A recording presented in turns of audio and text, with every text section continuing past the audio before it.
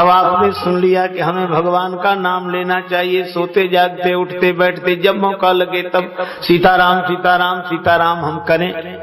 यह एक मार्ग हो गया। और आपने कहीं सुन लिया तो भगवान का नाम कैसे जपें? तुलसीदास जी ने कहा, भाए कुभाए अनख आलसु, नाम जपत मंगल दिशि दसो। आपका मन लगे न लगे, आप भजन में लगे रहो। अच्छा देखो, महापुरुषों ने कहा कि आग है, आग में आप मंत्र बोलकर आहुति देते हैं और अग्नि उस आहुति को अपना रूप बनाती है, जलाती है। पूरी एकाग्रता से मंत्र से आप स्वाहा स्वाहा करते हैं तो अग्नि उस वस्तु को जलाती है। अच्छा मान लो आपका मन न लगे, मंत्र भी याद ना हो, धोखे से आपका गमछा आग में गिर जाए तो आग जलाएगी कि नहीं?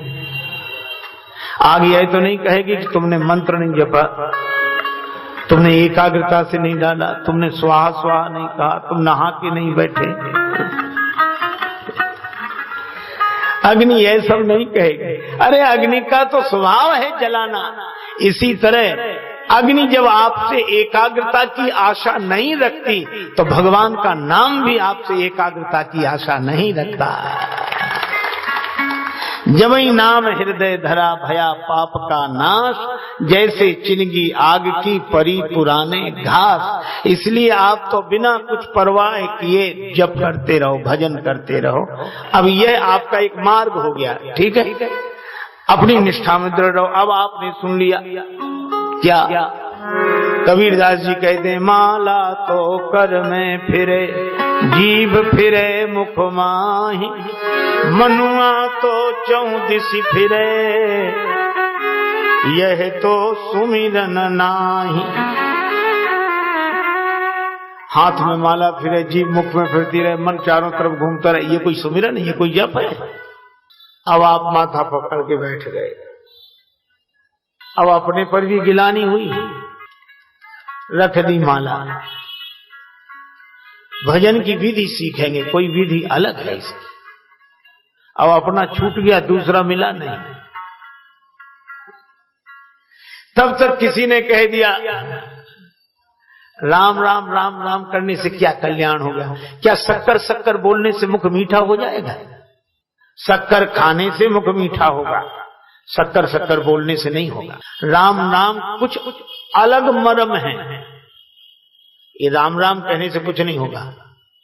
अब जितने ये कुतर्क आपको घेरते हैं और आप अपनी निष्ठा से डिग जाते हैं, ये सारे आप ऐसे समझिए कि दुनिया भर के कुतर्क हमारी निष्ठा की परीक्षा करने के लिए हैं कि हमारी निष्ठा दृढ़ है कि नहीं। इसलिए कभी भी अच्छा उनको गलत भी मत कहो। अब कबीर बाबा गलत नहीं कह रहे हैं, पर वो भाव की भक्ति की दृष्टि से नहीं बोल रहे हैं, वो विचार की दृष्टि से बोल रहे हैं।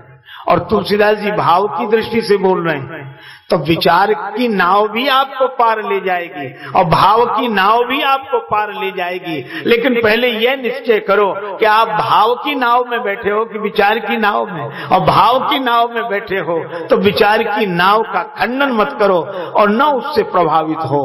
आप तो अपनी मस्ती में चले जाओ, इसका नाम भक्ति का मार्ग है। ये भक्ति पक्ष हठ नहीं सठताई, दुष्ट तर्क सब दूर बहाए। अरे जीवन बीता जा रहा है, हम निर्णय ही नहीं कर पा रहे, निश्चय ही नहीं कर पा रहे। क्या निर्णय करना, क्या निश्चय करना? बस सोते जागते उठते बैठते भगवान हम आपकी शरण में हैं, आपका नाम ले रहे हैं, कुसंग का परहेज कर रहे हैं। बस बिगड़ी जन्म अनेक की अब ही सुधरे आज, होए राम को नाम जप तुलसी तज को समाज। राम जी की शरण में रहकर राम जी का नाम लेना और कुसंग का परित्याग करना, बस यह एक मार्ग हो गया। इसी मार्ग के आधार पर हमें चलना चाहिए। या इसी तरह के जो मार्ग हैं, कोई एक मार्ग, भक्ति पक्ष हठ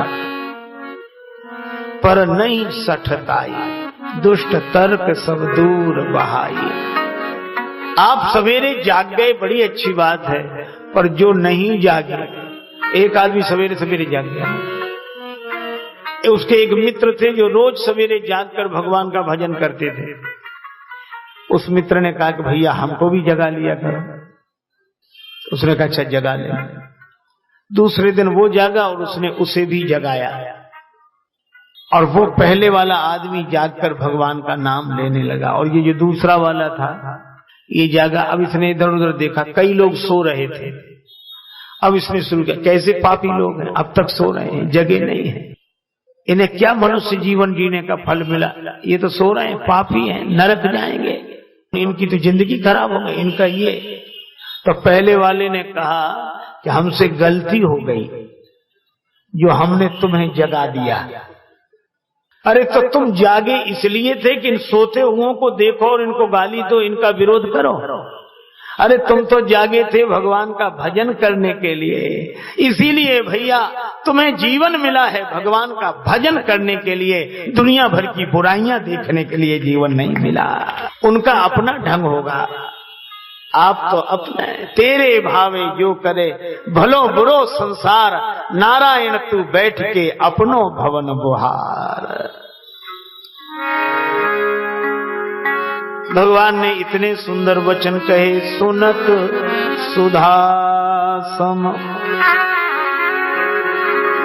सुनत सुधा सुधा सम वचन राम के, सुनत सुधा वचन राम के, सुनत सुधा सबनि गहे पद कृपा धाम के, सबनि गए सब कृपा धाम के, सबनि गए सब पद कृपा धाम के, सुनत सुधा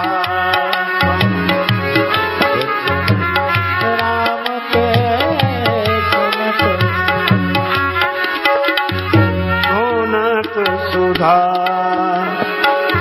सुनत सुधा, सुनत सुधा।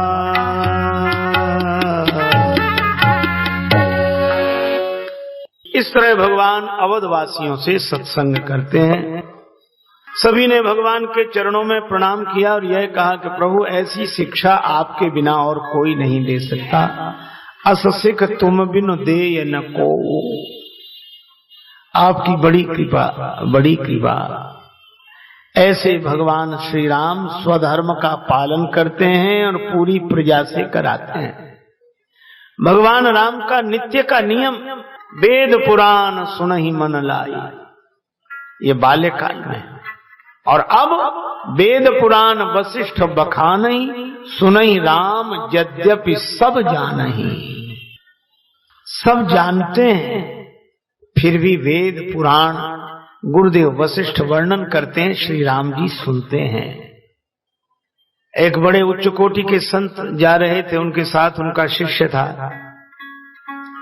रास्ते में पीपल वृक्ष पड़ा, उन्होंने पीपल की परिक्रमा की, पीपल को प्रणाम किया, हाथ जोड़े, सिर झुकाया। शिष्य बोला, महाराज आप तो इतने उच्च कोटि के, इतने बड़े महात्मा हो, आपको भी ये पीपल को परिक्रमा करना और प्रणाम करना जरूरी है क्या? महात्मा बोले, ये हम तुम्हारे लिए कर रहे हैं, हमारे लिए क्यों? कहा अगर हम नहीं करेंगे तो तुम तो करोगे ही नहीं। गतानुगति को लोका, एक दूसरे की नकल करते हैं लोग। आप ये देखो, जैसे एक आदमी गया तो उन लोगों को ऐसे अभ्यास हो जाता है जल में तैरने का कि वे ऐसे पड़े रहते हैं जैसे कोई पलंग पर सो रहा हो। अब एक आदमी ने देखा कि इसमें तो कुछ करना ही नहीं पड़ता, बहुत आराम है। अब उसकी नकल करके कोई दूसरा भी आराम करने जाए तो पूरा ही आराम मिल जाएगा कि नहीं? वो कुछ नहीं करते दिखाई दे रहा है, ये बहुत दिन करने का फल है। तो ऐसी नकल नहीं करना चाहिए। पर एक आदमी गया और पानी में उसने सोचा ऐसे हम भी लेट गया तो डुबकी लगी, और डुबकी लगी तो बड़ी तेजी से निकल कर भागा। तैरना जो सिखा रहा था उसने कहा ऐसे नहीं, ऐसे ऐसे। उसने कहा हम पांव पानी में रख ही नहीं सकते, और भागा। तो तैराने वाले ने कहा फिर तैरना कैसे सीखोगे? तो कहने लगा कि जब हम तैरना सीख लेंगे तब तालाब में पांव रखेंगे, उसके पहले तो रख ही नहीं सकते। अब बोलो, तालाब में पांव ही नहीं रखेगा तो तैरना कैसे सीखेगा? तो कभी कभी ऐसे लोगों के लिए भी महापुरुषों को वैसा ही आचरण करना पड़ता है, ताकि वो हमारे आचरण से प्रेरणा लेकर वैसा ही करें। हम तिलक लगाएं तो वो भी तिलक लगाए, हम जप करें तो वो भी जप करे, हम आसन से बैठें तो वो भी बैठे। भगवान श्री राम ऐसा ही करते हैं। वेद पुराण वशिष्ठ बखानई, पर सुनहि राम यद्यपि सब जानई। सब जानने के बाद भी राम जी सुनते हैं, क्योंकि शास्त्र सुचिंतित पुनि पुनि देखिए। शास्त्र कितना भी चिंतनीय हो, चिंतन किया जा चुका हो, तो भी बार बार देखना चाहिए। यह भगवान श्री राम की दिव्य दिनचर्या। वेद पुराण वशिष्ठ बखानई, सुनहि राम यद्यपि सब जानहि। एक दिन की बात, भगवान श्री राम अपने भवन में थे। तुलसीदास जी लिखते हैं,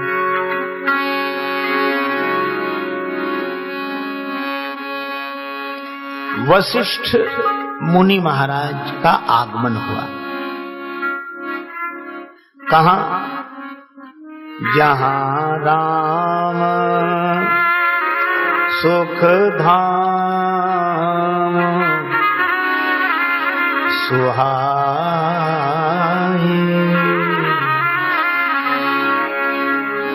राम जी सुख के धाम हैं। जहां राम सुख धाम सुहाए। और ये राम जी का सुख धाम नाम वशिष्ठ जी ने रखा, सो सुख धाम राम अस नामा। सुख धाम नाम से आरंभ और उत्तरकांड में विश्राम, जहां राम सुख धाम सुहाए। राम जी सुख के धाम है। इसका अर्थ है, मैंने कहा भी था, घर घर में बिजली होती है, लेकिन हर एक घर बिजली घर नहीं होता। बिजली घर के कारण घर घर में बिजली। इसी तरह धाम धाम में सुख है, पर सब सुख के धाम नहीं है, बल्कि सुख धाम के कारण धाम धाम में सुख है। गुरु वशिष्ठ जी सोचते हैं, सीकरते त्रैलोक सुपासी, जिसके बिंदु से सब सुखी हो रहे हैं, उस सुख सिंधु का दर्शन करें।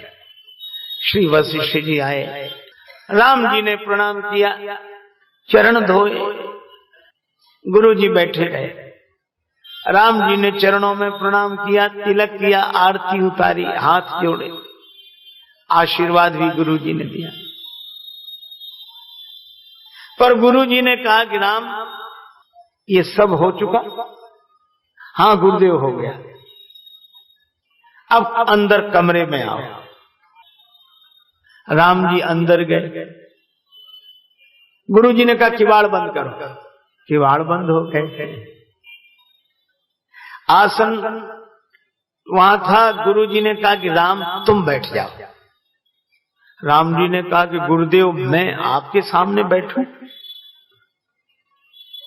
वशिष्ठ जी ने कहा कि देखो, ये स्टेज का प्रोग्राम नहीं है, ये मंच का कार्यक्रम नहीं है, ये तो पर्दे के पीछे का दृश्य है। ये पुरोहिती का कर्म मैं स्वीकार नहीं कर रहा था, क्योंकि उपरोहित्य कर्म अति मंदा, वेद पुराण स्मृति कर निंदा। बड़ा घोर कर्म है ये पौरोहित्य कर्म। अच्छा क्यों है?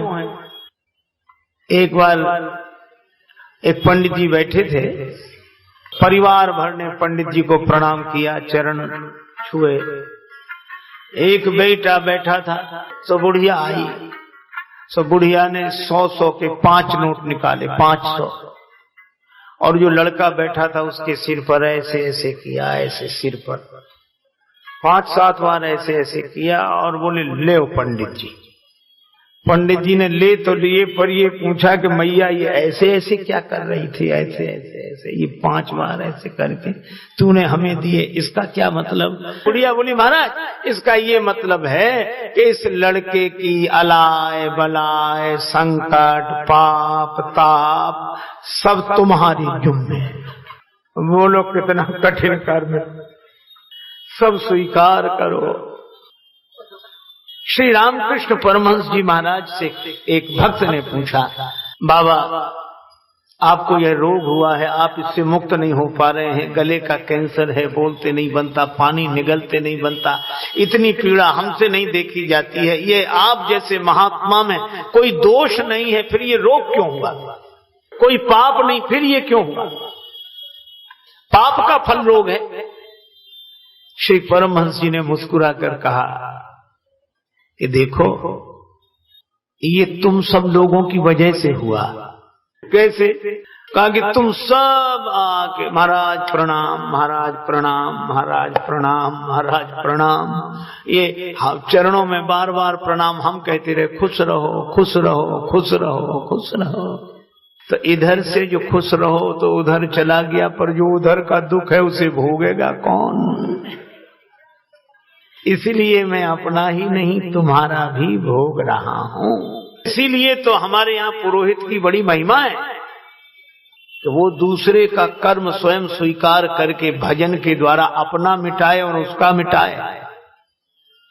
इसीलिए बंदों प्रथम महीसुर चरणा, मोह जनित संशय सब हरणा। ये पुरोहित कर्म बहुत कठिन कर्म है, बहुत। वशिष्ठ जी कहते हैं ये पौरोहित्य कर्म में स्वीकार नहीं कर रहा था, वेद पुराण स्मृति सब इसकी निंदा करते हैं। लेकिन ब्रह्मा जी ने कहा जब न ले तब कहे विधि मोही, कहा लाभ आगे सुत तो ही।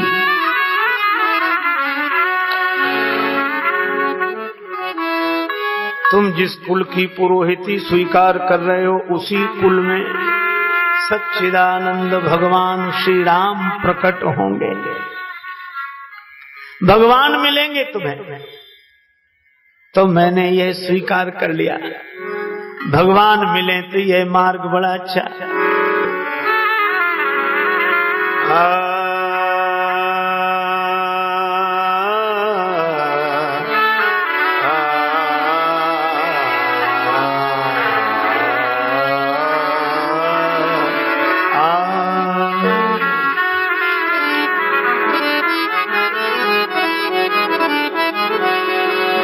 मैं प्रतीक्षा करता रहा, अनेक राजाओं का पुरोहित बना रहा। धीरे धीरे महाराज दशरथ का भी पुरोहित रहा, और एक समय आया तब सच्चिदानंद भगवान प्रकट हुए, और आपके प्रकट होते ही मेरा मन आनंद से भर गया।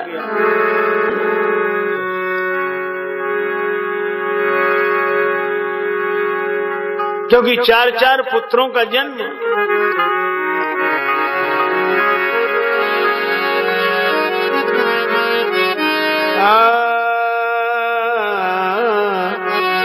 चार चार प्रगटे ललनवा भवनवा में बाजे बजनवा।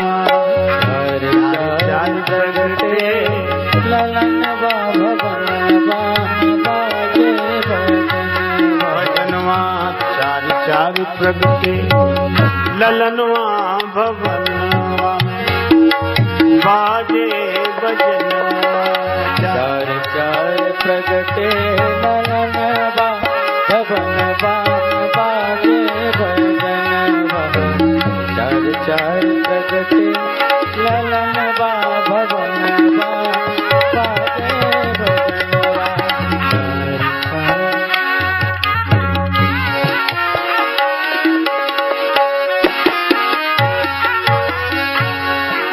चार चार पुत्रों का जन्म हुआ और ऐसे लगा कि भगवान ही चार रूपों में आ गए और इतने सुंदर सुंदर। दुई सुत नीलमणि छवि छीनत, दुई सुत कंचन बरनवा भवनवा बाजे बजनवा। सुत कंचन बरनवा भवनवा में बाजे बजनवा। चार चार प्रगटे ललनवा भवनवा में बाजे बजनवा। चार चार प्रगटे ललनवा भवनवा में बाजे बजनवा।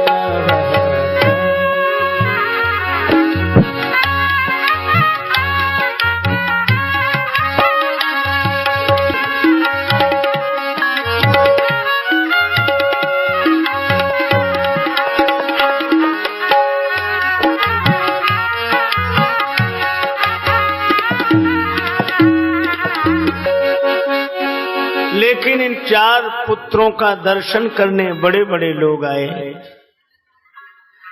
और सबने बड़े भक्ति भाव से प्रेम से दर्शन किया। पर मेरी विडंबना यह कि मैं जानता रहा कि तुम भगवान हो। मुझे समझ में आ गया कि तुम सच्चिदानंद प्रभु हो, लेकिन मैं तो तुम्हारे कुल का पूज्य था, पुरोहित था, इसलिए मुझे वही सब करना पड़ा। मैं तुम्हारा गुरु बना तो और सब तो तुम्हारा दर्शन करते रहे, भक्ति करते रहे, आनंद लूटते रहे, लेकिन मैं तो पहले से पुरोहित था तो तुम्हारा भी गुरुजी बनना पड़ा और तुमसे चरण धुलाए, चरण छुलाए और जीवन भर पूजा कराता रहा। अच्छा एक बात बताओ श्री राम, क्या मैं नहीं जानता था कि तुम भगवान हो? पर यह जानने के बाद मेरा साहस तो देखो कि भगवान से पूजा कराता रहा, भगवान से प्रणाम कराता रहा। तुम्हें पता है जब तुम्हारा विवाह होकर आया, मुझसे महाराज दशरथ ने कहा कि कुछ मांग लो, यद्यप सब तुम्हारा ही है, पर पुरोहित हो तो कुछ मांग लो। मैंने नेग मांग लिया, पर क्या मांगा किसी को पता नहीं लगा। तुलसीदास जी कहते हमको भी पता नहीं। नेग मांग मुनि नायक लीना, पर नेग में मांगा क्या यह पता नहीं। तुलसीदास जी बोले लेकिन जो इन्होंने नेग में मांगा होगा वह लेकर ये जाएंगे, तो ये घर क्या लेकर जा रहे हैं हम देखेंगे। तो जब वशिष्ठ जी घर जाने लगे तो देखा क्या गया, उरधरी राम ही सीय समेता, हरसि कीन्ह गुरु गवनन केता। श्री सीताराम जी को हृदय में रखकर ले गए। तुलसीदास जी बोले बस यही नेक मांगा इन्होंने। ये दो चंद बसोर मेरे, ये दो चंद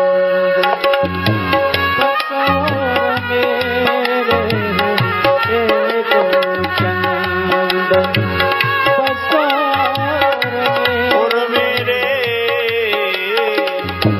ये दो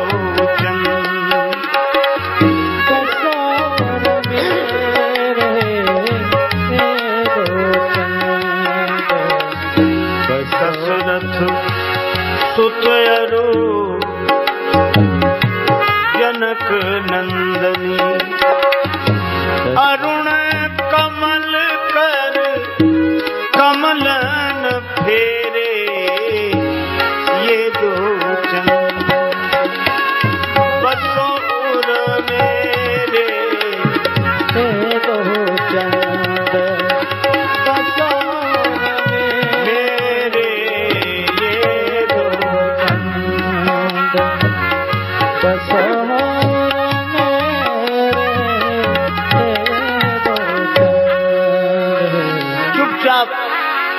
श्री राम जी आपकी और श्री जानकी जी की मूर्ति मन में बसाए रहा, हृदय में ध्यान करता रहा, लेकिन आपकी लीला में भूमिका तो पुरोहित की मिली थी, इसीलिए पूजा कराता रहा।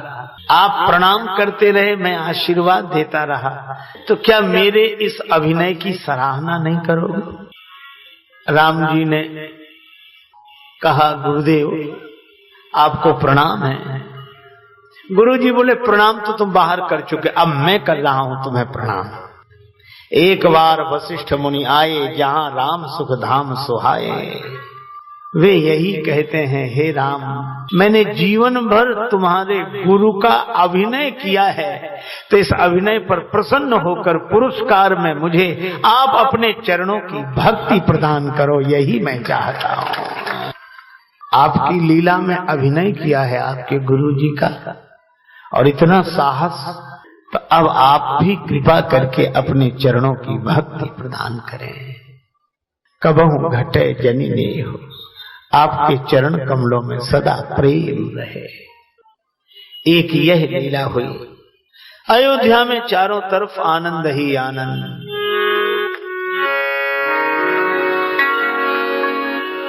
दुई सुत सुंदर सीता जाए, लव कुश वेद पुराणन गाए।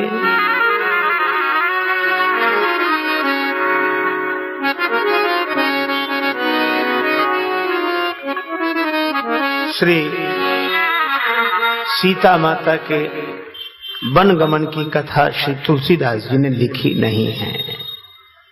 श्री रामचरितमानस का इस सत्य को स्वीकार नहीं करते हुए दिखाई देते हैं, लेकिन दूसरे का मत है तो खंडन भी नहीं किया। दो दो पुत्रों का जन्म सभी भाइयों के यहाँ हुआ, तो भाइयों का नाम है। दुई दुई सुत सब भ्रातन के रे, भय रूप बलशील घनेरे। अजब प्राय बेटे का परिचय पिता के नाम से दिया जाता है। ये उनके पुत्र हैं, ये उनके पुत्र हैं, ये उनके पुत्र हैं। तो भाइयों के यहाँ जन्म लेने वाले पुत्रों का परिचय पिता के नाम से। दुई दुई सुत सब भ्रातन केरे।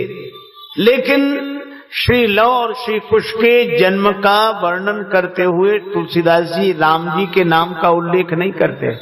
दुई सुत सुंदर सीता जाए, श्री सीता जी ने दो पुत्रों को जन्म दिया, और इसका आशय यह है कि अगर बेटी माता पिता के घर हो और बेटी बेटों को जन्म दे, तो मायके वाले लोग पिता के नाम से बेटे का परिचय नहीं देते, बेटी के नाम से देते हैं कि उसके बेटे हैं।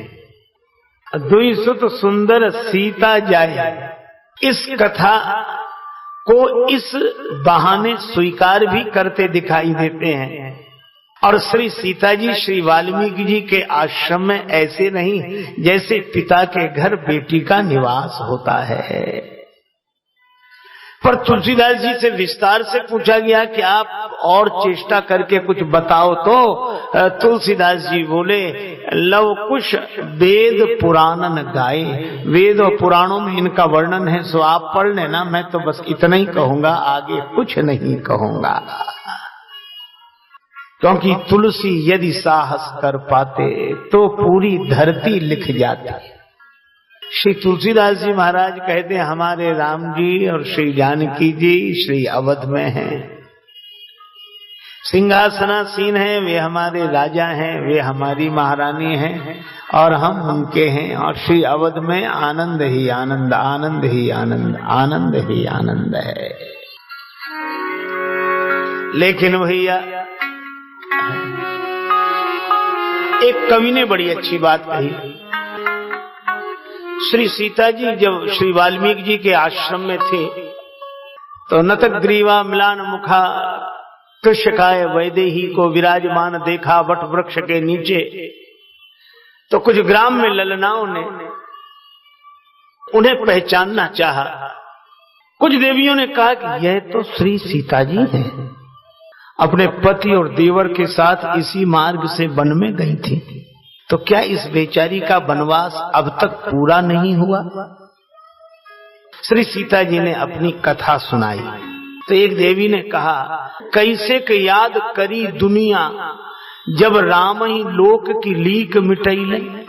श्री सीता जी ने कहा, उन्होंने राजा के धर्म का निर्वाह किया है, का राजस धर्म निभैले भले रचिको नहीं दंपति प्रेम निभैले। दाम्पत्य प्रेम का निर्वाह नहीं हुआ, संग रहे सुख में दुख में पति और पत्नी अस वेद बतैले। तो गड़बड़ी कहां हुई? उन देवियों ने कहा कि ओ बन गईले, वनवास राम जी का हुआ था, तुम्हारा नहीं, तुम उनके वनवास में शामिल हो गए। ओ बन गईले तो तू बन गईलू, और तू बन आईलू वो काहे ना आईले। उनके वनवास में आप तो सम्मिलित हो गई, आपके वनवास में वो क्यों नहीं सम्मिलित हुए? श्री सीता जी ने कान पर हाथ रख लिया, मैं कुछ नहीं सुन सकते। उन ग्राम में ललनाओं ने कहा कि महर्षि वाल्मीकि जी फैसला करेंगे। वाल्मीकि जी महाराज के पास जब बात गई तो श्री वाल्मीकि जी ने कहा, राम हो या रावण हो, बलि चाहे बामन हो, यश अपयश शेष जग में रहेंगे। जब जब चर्चा चलेगी श्री राम जू की, सिया जू की महिमा में तृण के सम बहेंगे। आगे आगे राम सदा पीछे पीछे सिए चली, अब आगे आगे सिय राम पीछे ही रहेंगे। राम सीता कोई ना कहेगो, सब सीताराम सीताराम सीताराम कहेंगे। लंका में सताते रहे क्रूर आतताई वृंद, बाल किंतु चिंता की कृपा की ना कृपान की। राम जी गए थे वन एक बार जीवन में, किंतु वनवास गई दो दो बार जाने के। यह कथा यद्यपि रामचरितमानस में नहीं है, पर लोक चर्चा का विषय है। इसमें मैं केवल एक बात आपसे कहना चाहता हूं, वह यह कि आज तक लोग बिना सोचे समझे ये राम जी ने गलत किया, ये राम जी ने गलत किया, श्री राम ने ये गलत किया, सीता जी को निकाल दिया, और ये ऐसे ऐसे। लेकिन एक बात मैं बताऊं आपको, यह राम जी के अनन्य प्रेम का उदाहरण है। श्री सीता जी पर दोष लगाने वाले कुछ लोग भगवान श्री राम अग्नि परीक्षा ले चुके हैं, जानते हैं। राम जी ने सोचा कि अगर मैं कहूं कि नहीं, मैं किसी की परवाह नहीं करता, मैंने खुद देखा है, तो श्री सीता जी कभी निष्कलुष नहीं हो सकेंगे। लोग यही कहते रहेंगे, वो तो बड़े घरों की बात है, राजाओं की बात है, वो तो बात को वहीं दबा दिया, फिर हल्ला ही नहीं मचने दिया और चर्चा नहीं कर, और उनको डांट दिया और ऐसे कर दिया। तो श्री सीता जी जनमानस में समुज्वल पक्ष उनके चरित्र का नहीं रहेगा। तो राम जी ने सोचा एक काम करें, क्या ये कलंक चाहे मुझे लग जाए, पर श्री सीता जी निष्कलुष हो जाएं। और सीता जी का त्याग किया तो सारी दुनिया कहने लगी सीता जी परम पवित्र, राम जी की गलती, राम जी की गलती, राम जी की गलती। और राम जी ये सुनकर बड़े प्रसन्न होते हैं कि मुझे भले ही कलंक मिले पर श्री सीता जी की निर्दोषिता सर्वत्र साबित हो जाए। ये राम जी के प्रेम का अद्भुत उदाहरण है। और यह प्रेम का उदाहरण यही नहीं, कई जगह आप देखेंगे।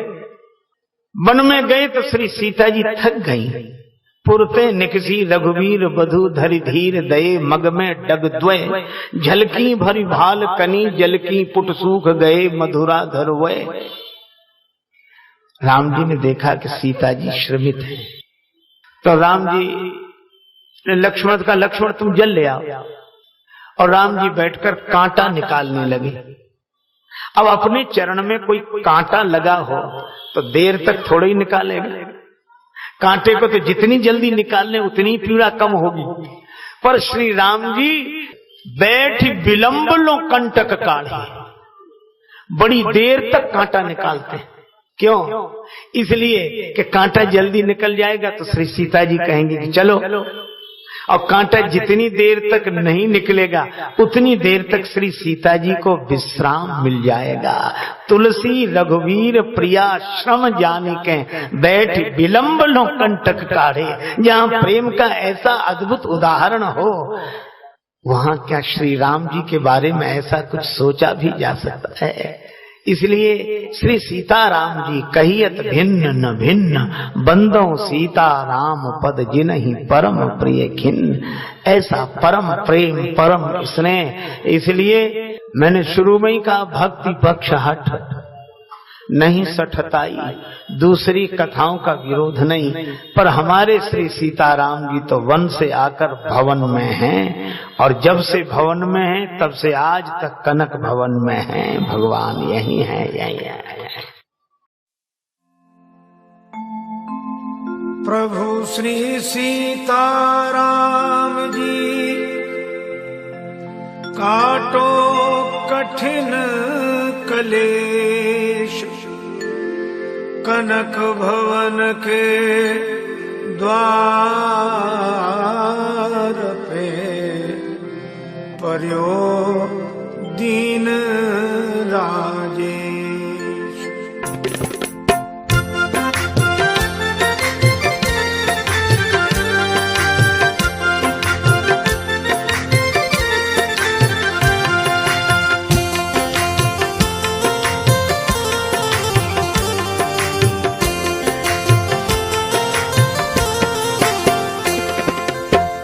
कनक भवन दरवाजे पड़े रहो, जहाँ सिया राम जी विराजे पड़े रहो।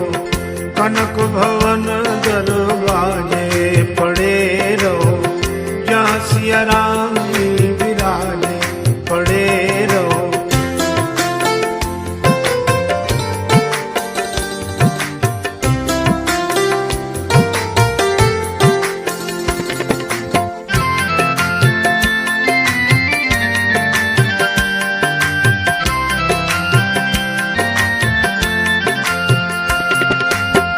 सुघर सोपान सो द्वार सुहावे, छटा मनोहर मोहे मन भावे।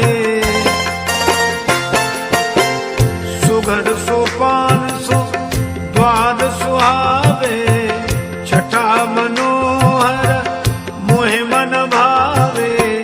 सुंदर शोभा साजे पड़े रहो, कनक भवन दरवाजे पड़े रहो, जहाँ सिया राम जी विराजे पड़े रहो।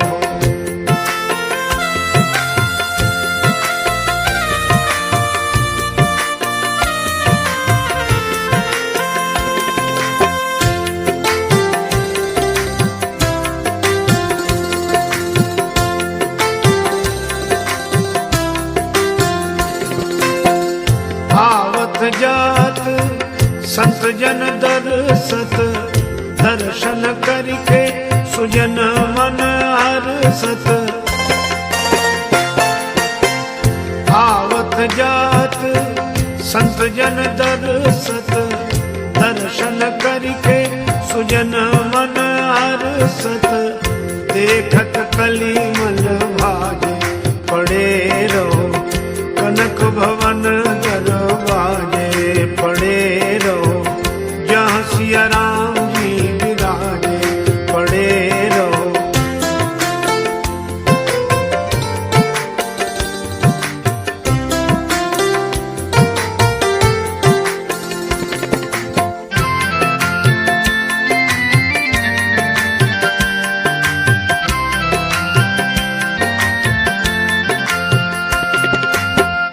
अवध बिहारी सिंहासन सोहे संग श्री जनक लली मन मोहे।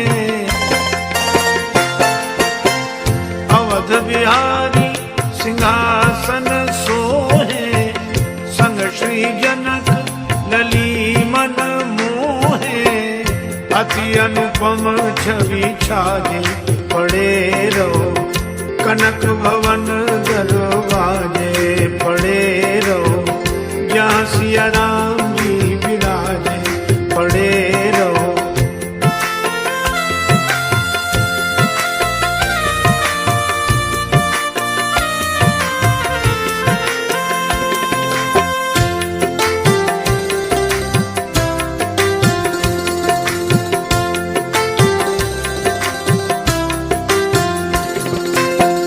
श्री सिया राम रूप ही हारी लखी राजेश जाहि बलिहारी।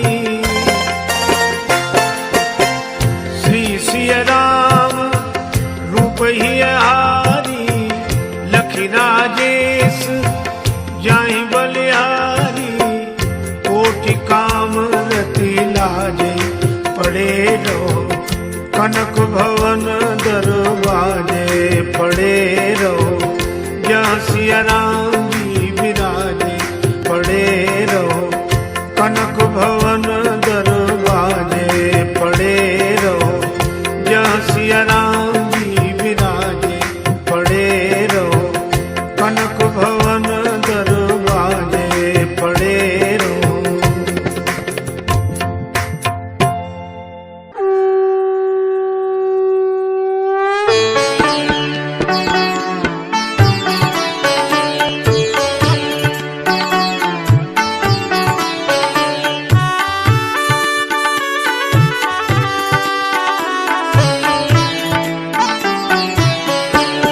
आरती अवध बिहारी की दयामयी जनक दुलारी की। आरती अवध बिहारी की दयामयी जनक दुलारी की।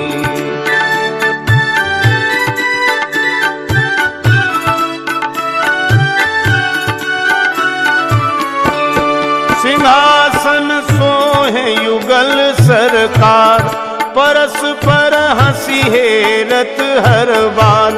मधुर कछु बोल लेत मन मोल ललित छवि प्रीतम प्यारी की। दयामयी जनक दुलारी की।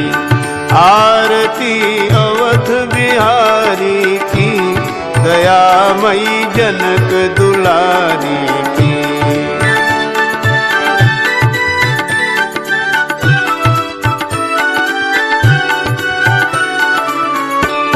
पलोटत पाए अंजनी लाल निरख पद पंकज होत निहाल। कहत रघुराई धन्य शिवकाई पवन सुत गिरिवर धारी की। दयामयी जनक दुलारी की। आरती अवध बिहारी की दयामयी जनक दुलारी की।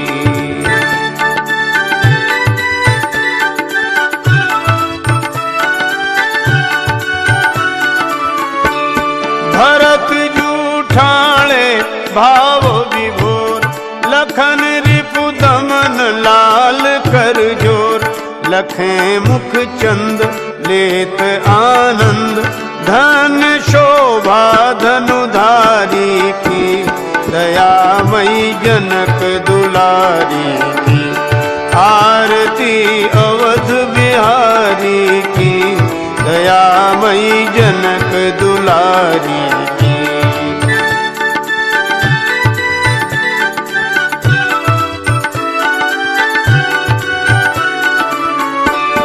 आरती जो कोई जन गावे, प्रभो पद प्रेम अवश्य पावे।